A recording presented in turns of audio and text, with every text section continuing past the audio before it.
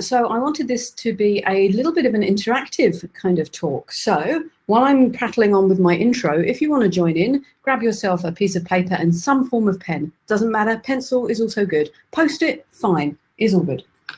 So yes, my name's Linette Voller. I work at Atlassian as a content design manager, and I've been doing those sketch notes that Swapnil has been very good to share, which has been a lot of fun. And so today's lightning talk is I'm going to try and teach you the basics of doing that yourself, because I wasn't born knowing this, and in fact only started doing sketch notes about 2 years ago now.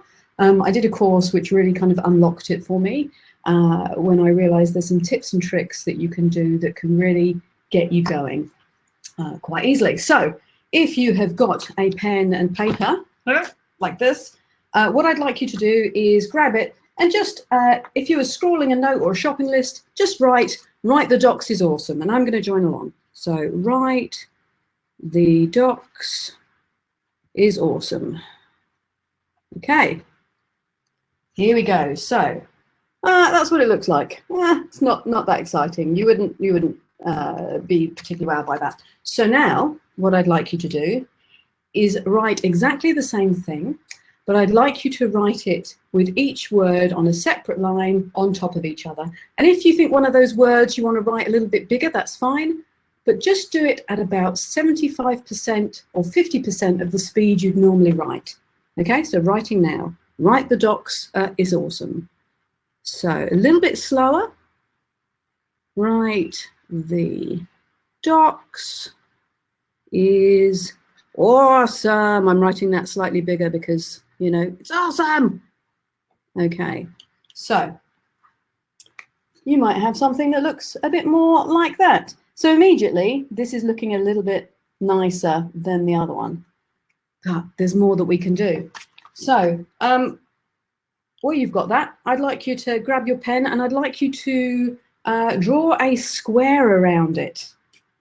Okay, drawing a square around it. Now, I appreciate sometimes written instructions aren't as obvious as things, but there's a square. Look at that. So we're starting to look a bit fancy. This is looking a bit, yeah, a bit different. So now here's my sneaky big top, like super designer tip. If you can get yourself a brush pen in grey, it doesn't have to be grey, you can do colours if you like.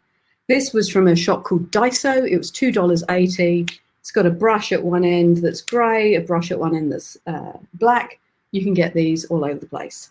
Now, what we're doing is we're just going to do a little line which is not quite reaching the top of the outside of the box on the right, and I'll show this to you so you don't have to draw before. You draw one line down the right-hand side and one line under the bottom, and it will look like that. Ooh, 3D, what? And if any of you, you know, I think you've got the ability to draw lines. We're just drawing lines close together. That's the cheating. So immediately it looks a bit fancy. Now, if you're getting super fancy, you can then add a little image to it. So if you want to draw a doc, what I want you to draw, first of all, we draw a rectangle, but not quite joined up. It's a little rectangle, not quite joined up. Then, in this rectangle, I'm going to try and do it on the camera there, you join it up with a square like that. Yeah? Yeah.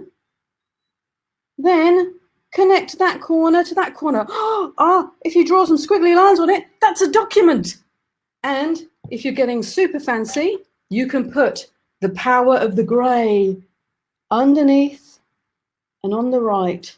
It's a bit hard to draw on my shoulder, turns out. There we go. So now we have a little bit of text and an image. And it's amazing how, with a little bit of practice, your lines get straighter and smoother, and you can do all sorts. Now, as it happens in this book, I was at a talk the other day doing something by hand, and you see, this is all just boxes and a little picture. Boxes, bit of shadow, and yet when you have it all on a page, you go, woo! And so that is the secret behind sketch notes.